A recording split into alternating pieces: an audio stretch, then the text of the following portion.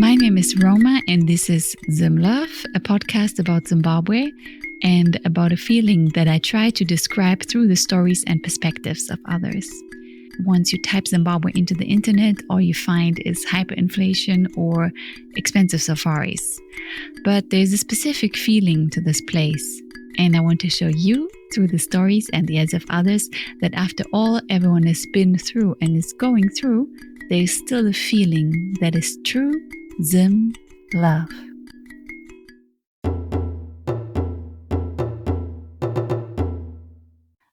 Before we get to the next episode, I just wanted to add something personal about myself because I had some questions concerning my own background. So I've lived in Zimbabwe for 3 years and I'm German. I worked as a lecturer at the university.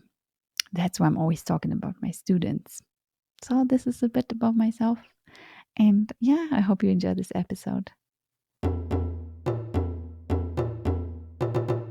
So I think a lot of people would love to go back to Zimbabwe, and I would go back if the conditions were right. And I think there's a lot that I'm learning here, which I could take back home and also be able to contribute. And if it applies to Zimbabwe, then also be able to do my part. This episode is with Taffy. Taffy wrote me on Facebook after he has listened to the second episode with Cleopatra about being a Murora and Lobola. And he made such a nice comment that he even learned something about his own country and that he enjoyed listening to the episodes. And since I've always wanted to make an interview with a Zimbabwean living outside of Zim, I thought, okay, now maybe there's a chance and let's talk with him. And he's been living in Munich for a couple of years. And he has studied in Finland before. He has studied in South Africa before. So living abroad already for quite some time. And I'm excited to hear what he's going to tell us. Oh, yes. So for my undergraduate in South Africa, I studied law. And then when I moved to Hanover, my master's was actually in IT law and intellectual property law. So at the moment, I work as an internal legal advisor for IT law topics. So for things such as, data shoots or data privacy. And I also give, advice on other legal things, but predominantly about data privacy. Mm-hmm. Yeah, as Germans, we take data privacy very seriously. Oh, yes. So, yeah. So ich bin ein Datenschutzbeauftragter. Oh, yeah, you're one of those, I see. Yes. Unfortunately. Yeah. With my students, I did a little trip to Germany in 2018. And I remember they were asking my colleague, when you go to Germany as a Zimbabwean, as someone who looks different, how will it be like? How will the people react to us? They've never left the continent and they didn't want to ask me. So they asked my colleagues who have already been to Germany and they were looking for some advice. They were very insecure about how it's going to be like. Can you tell me what it was for you to live here, to arrive here? Yes. Well, actually, I think for me, what helped was it wasn't my first time leaving Zimbabwe. I had been to the States before. I'd been to the UK before. So I really wasn't worried about that aspect. But one thing I would definitely say which stands out is the language barrier. So, for example, when I landed at Frankfurt International Airport, obviously I had to speak, very slowly because their English wasn't that good as well. So that's the first thing that hits you. Even the signs, not everything's going to be in English. So someone now you have to figure out, okay, what does this door sign say or this, shield say? So I think that's the first thing that hits you. I don't necessarily think people look at you because there's a lot of black people here in Germany, not as many as in the UK, for example. But it's not the first thing that people would, notice about you. Um, so I didn't feel that, but I think the language barrier that was always the first thing that hit you. Like, okay, wow, I'm in a place for the first time in my life where other people can't communicate with me, and somehow we have to make it work. So yeah, I mean, for me, it was really an interesting experience because I learned a lot about body language. Because, for instance, when you can't use what you're used to, which is basically the oral, words, you start to, before you even approach a person, you have to really decide, okay, out of this whole crowd of strangers, who am I going to go and ask for help or for directions? And then you look at body language. So there's some people who just look up at you and smile, or people who look up at you and they look at you in a weird way or strange way. So obviously you start to look at those things that previously you didn't look at. And I think I learned a lot about body language. And most of the times, I think 90% of all the people I approached, they were friendly and nice and understanding.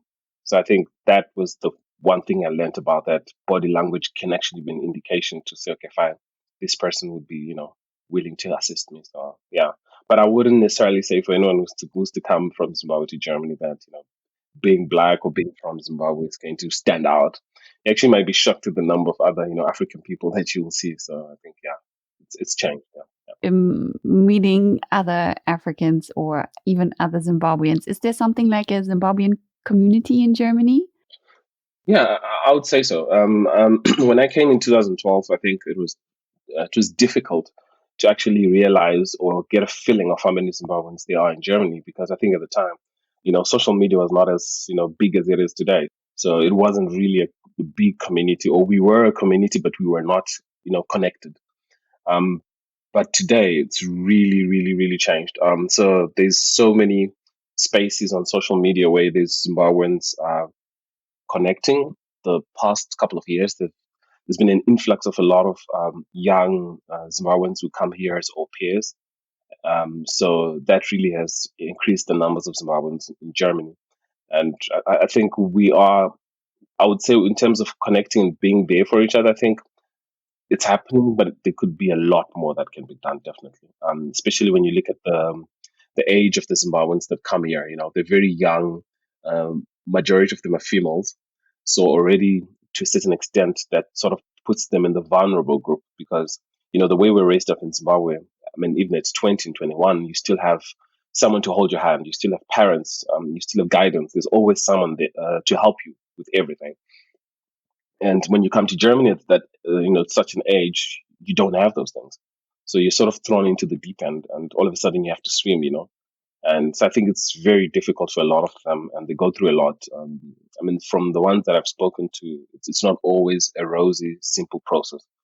So I think with the Zimbabweans connecting and knowing more about each other and actually talking, I think that could help, because I think the connecting should go beyond just social media. It should actually, go to some sort of, support network that people who come new and old can always, rely on. So, okay, so Zimbabweans with other Africans, I think there's this thing where what I've noticed from my own experiences, I think Zimbabweans easily get along with other Africans from the Southern African region. I think it just comes with things such as, their culture is not too different from us. I think a very long time ago, we were one people. But then when you meet other Africans from other regions, I think it's a learning curve. One of the things that I really learned is, we may be Africans, but we're totally different in the way we think, our perceptions to certain things. And this can be, attributed to the history. So, for example, you find some people, they were, colonized by the French. And so they have a different way of thinking. They also are Muslim, and I come from a Christian background. So already those things, they start to come up, and it's things you never thought of before. Um, but it doesn't mean that we have these differences, so it makes us, not get along. Just means, okay, you are who you are, and I am who I am. But yeah, we're still Africans at the end of the day. So yeah, those will be the experiences I'd say I've had with other Africans. Do you think there may be other challenges that people back home might be naive about, or challenges they don't see?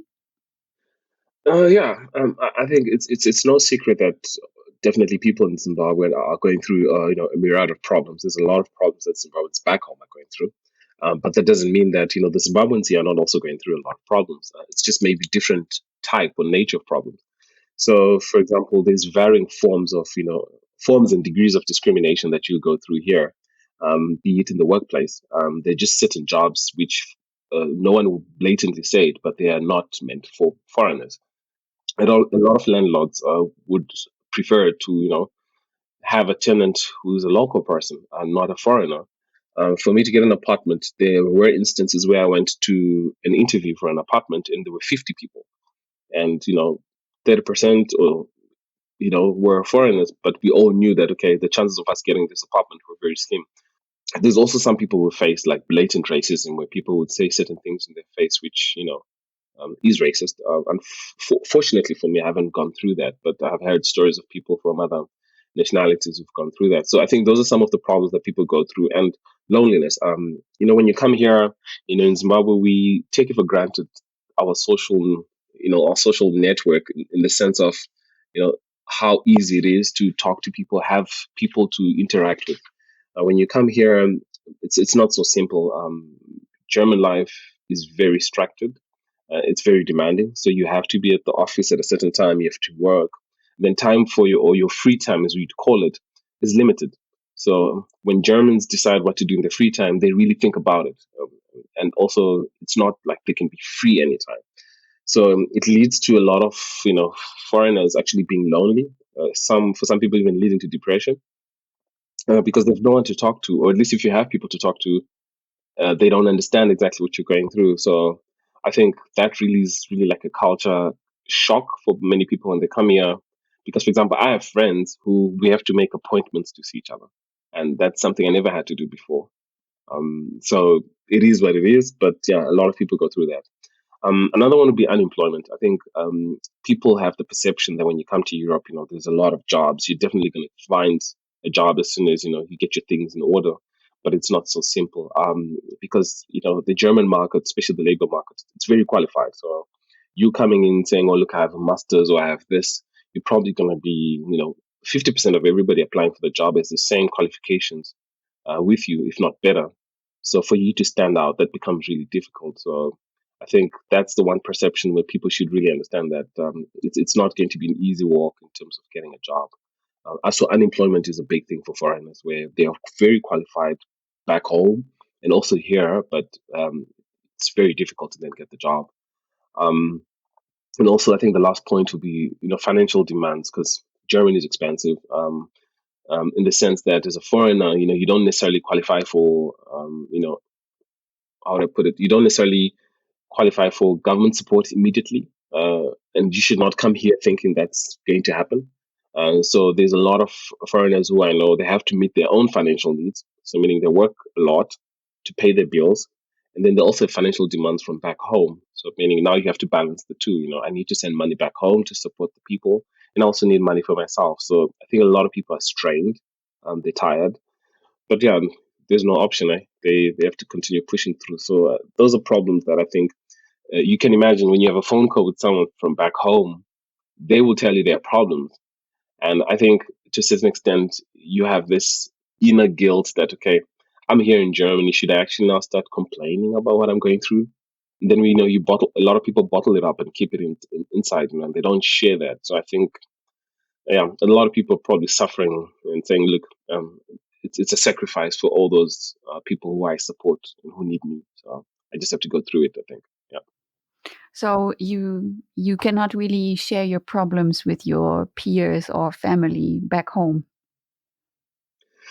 I think you can, but there's a helplessness in that, because when you tell them what you're going through, one, they don't totally understand the process and the system and how it works. And the solutions that they would give you are solutions in relation to how they would do it back home in Zimbabwe. So, for example, if you tell someone back home that, look, I'm being discriminated at work, I think in Zimbabwe it's very hard to be discriminated against, because there's a different approach to where the black people are the majority in Zimbabwe. So someone would be like, "Wow, okay, stand up for yourself," or something like that, or "Why don't you say something?" And it's not that simple, because in some places you are discriminated and you don't even have a voice or a platform to speak up or to say anything. And it's not always like it's blatant, discrimination that you can put a finger to it and actually say, "Look, this is it." It's sometimes very subtle, and you can't really explain it. And so people back home, there's a helplessness, because if you tell them, they sympathize with you, and that's where it ends.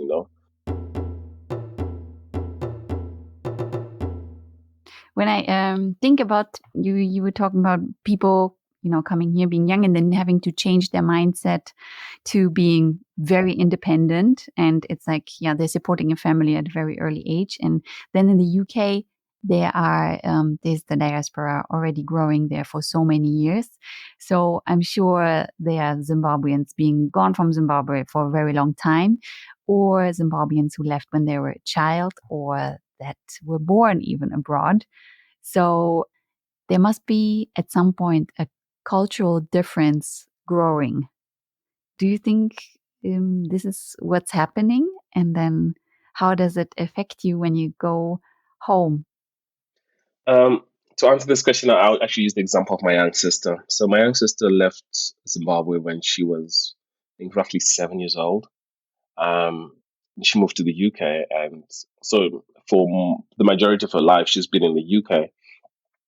She speaks Shona, so which is good. My parents have tried to raise her with still, some of the fundamental Zimbabwean, ways of life. um, the respect, the culture, all those things that come with just being Zimbabwean. And she's adopted them. She's embraced them. She's not someone who's fought them. But what she's done is actually become, a coin with two sides. So I'll give an example. When she's predominantly with my parents, my family, and Zimbabweans around and relatives, she will act Zimbabwean. She will conform to the Zimbabwean ways and things that we do. But when she's with her British friends, even the way she speaks, even the way she conducts herself, it totally changes so much that you would think it's two different people. And of course, it's not like she does it from 1 minute black and then the next minute she's white. It's not like that. There are some gray zones. For example, when I grew up, you could not confront your father. If you wanted to confront your father, you had to do it in a certain way, which was considered respectful and the right way to do it culturally. Um, but my sister, because of the UK upbringing she confronts my dad straight on. She doesn't, filter it. And I think for my parents, they've also had to adapt because previously, when they were in Zimbabwe, they would not tolerate that if a child would speak to them in that way. But because they're in the UK, they've had to, accept that. Okay, fine, we've raised up our daughter in this society, and this is how kids here talk to their parents. So there's pros and cons. So the pros are that I don't want to say when I don't think Zimbabwean culture is, the best culture in the world.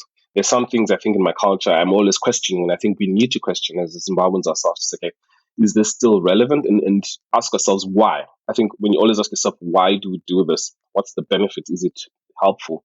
It may have been helpful hundreds of years ago, but not today. So I think when we always ask ourselves that question as to why do we do this, we find value and we then can continue doing it. So the pros in my sister's situation is she has confronted some of those cultural norms that we had and we were practicing in our family, um, and she's crashed them out. So, for example, why shouldn't a child speak to her father, or at least why shouldn't certain topics be addressed because we are a family, right? And she's that person who made our whole entire family say, okay, fine, we should have a good chain of communication regardless of the topic. So I can now talk to my dad about things that I never thought I'd be able to talk to him or even question thanks to my sister, because for her, it was just the normal way of doing things. So there's some good things that I think as Zimbabweans, we still should hold on to. And there's some things I think where we can, we should really question and, change. So, and I think my sister is a true example of that you can have the best of both worlds.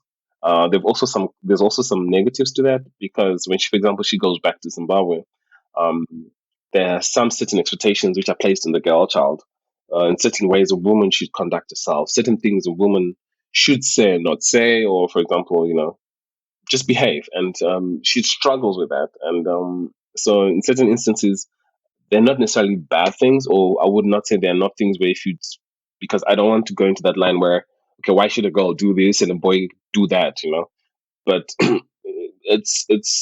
for example, when she goes to see my grandmother, um, she doesn't then live up to the expectations of my grandmother's definition of, a proper woman. That unfortunately for her, is something that then troubles her because it's like, I want to prove to my granny that I am also a worthy woman in my standing. So I think, yeah, it's really there's two sides to every side, but I can imagine that for many Zimbabwean kids born in the diaspora, they have these very conservative Zimbabwean parents who have all these beliefs, and then they have to live up to those expectations, and then they also want to be be reflective of the community that they grow up in, and be either British or German in the way they speak and behave. And they have to balance both of these worlds. And yeah, I mean, the future for some of us, for example, I grew up in the Zimbabwean culture back home. Is how do I stay Zimbabwean and not lose my Zimbabweanness when I'm abroad? So That must be hard. I mean, also an example of your sister, that must be hard because always a little bit of a difference, even when you just go back home and you speak with your parents, maybe a different language or eat different food. So I can imagine that it must be hard to balance those two or define your own identity. yeah, because you're faced with this question where when you go to Zimbabwe, you're not Zimbabwean enough. And then when you're here, you're either not German enough or you're not British enough. So then the question is like, so what am I? Because when I'm in Zimbabwe, I'm not exactly true Zimbabwean. And when I'm here, I'm not exactly German, but I was born here in Germany. So I think these kids are sort of like in between. But I think they should just see that as a good thing because the way the world is going and the way the world will be is it's just not so. I think sometimes we place too much value on identity because identity should be fluid. Just because I was born Zimbabwean or I was born in Zimbabwe doesn't necessarily mean that should define me for the rest of my life. So I think I'd love to say my sister's a citizen of the world. She can be anything she wants to be.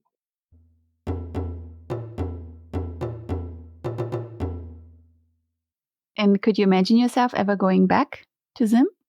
Yeah, definitely, definitely. I think that's just going to be one of the positives that comes out from this whole diaspora thing, where I can imagine a Zimbabwe where everything goes back to how it must be and should be. So where Zimbabwe, where we don't go through water cuts, everybody has basic health service, a well-run government. There's opportunities for business, and all those things that Zimbabweans want for themselves. I think if the country goes back to that, the advantage of that is that you will have an influx of all these Zimbabweans who left, who went to the diaspora. And you can imagine that when you have all the Zimbabweans who left and went to the diaspora, they obviously, I hope, most of them, just talking from the people I know, a lot of them got a lot of education. And education doesn't necessarily mean studied. Some of them also got an education in terms of how a country is run, how do things work. So imagine all these people coming back with all these varying, experiences that they've had in the diaspora, and they bring back all this to Zimbabwe. I think that would help Zimbabwe because you have people who probably, for example, a very good example I give my friends is if I would go back to Zimbabwe and I would have a politician stand in front of me and then he would tell me, like, I'm going to build you a road. My level of quality and my definition of road has changed. So when he builds me a road, I'm really looking for the best because I've seen the best, and I think that would just push the whole the whole expectation of the country to a higher level. And I think there is a lot of Zimbabweans who want to go back because there's some things in Zimbabwe that you can't get anywhere else. I always say for me when people ask me what's the best thing about Zimbabwe, I mean I don't talk about the Victoria Falls and all that. I say it's the people. So it's just something that you can't put a finger to it, but yeah, so I think a lot of people would love to go back to Zimbabwe, and I would go back if the conditions were right. And I think there's a lot that I'm learning here, which I could take back home and also be able to contribute. And if it applies to Zimbabwe, then also be able to do my part. So yeah, I think in short, I would go Yeah, yeah, you still have the Zimlove in you. back. There's Yes, something yes. about this place. And talking about the people there and what's special about Zimbabwe, I always ask the people I interview if there's a story or a saying in the local language or a proverb, a song. I'll probably say like Shauna sang that I think I find really really helpful. So it's "Mandikurumidze akazvara mandinoloke."